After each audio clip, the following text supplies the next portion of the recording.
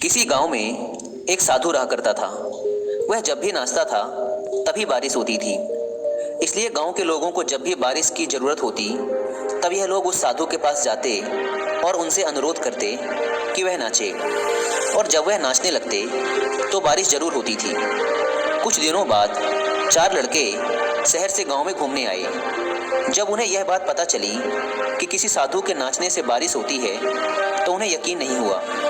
शहरी पढ़ाई लिखाई के घमंड में उन्होंने गांव वालों को चुनौती दे दी कि अगर हम भी नाचेंगे तो बारिश होगी, और अगर हमारे नाचने से बारिश नहीं हुई तो साधु के नाचने से भी बारिश नहीं होगी।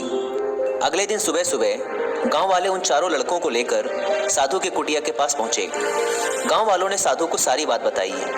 फिर उन लड़कों ने नाचना शुरू किया। पहले लड़के ने नाचना शुरू किया। आधा घंटा बीत गया। फिर पहला लड़का थक कर बैठ गया, पर बादल नहीं दिखे।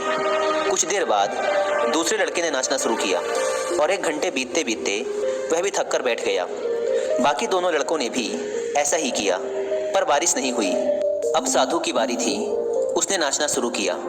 1 घंटा बीत गया, पर बारिश नहीं हुई। साधु फिर भी नहीं रुका, वह नाचता ही रहा। नाचते नाचते 2 घंटे बीत गए, पर बारिश नहीं हुई। 4 घंटे बीत गए, पर बारिश नहीं हुई। लेकिन साधु तो रुकने का नाम ही नहीं ले रहा था। धीरे धीरे शाम ढलने लगी कि तभी बादलों की गड़गड़ाहट सुनाई दी और थोड़ी देर बाद जोरों की बारिश होने लगी। यह देखकर चारों लड़के दंग रह गए और तुरंत साधु से क्षमा मांगी। फिर चारों लड़कों ने साधु से पूछा, बाबा, भला ऐसा क्यों कि हमारे नाचने से बारिश नहीं हुई और आपके नाचने से बारिश हो गई? साधु ने उत्तर दिया, जब मैं नाचता हूँ तो 2 बातों का ध्यान रखता हूँ।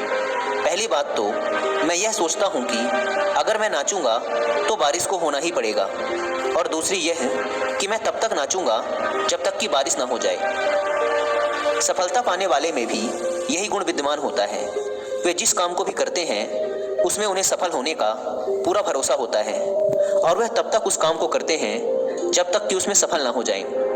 इसलिए अगर हमें सफलता हासिल करनी है तो इस साधु की तरह ही अपने लक्ष्य को प्राप्त करना होगा।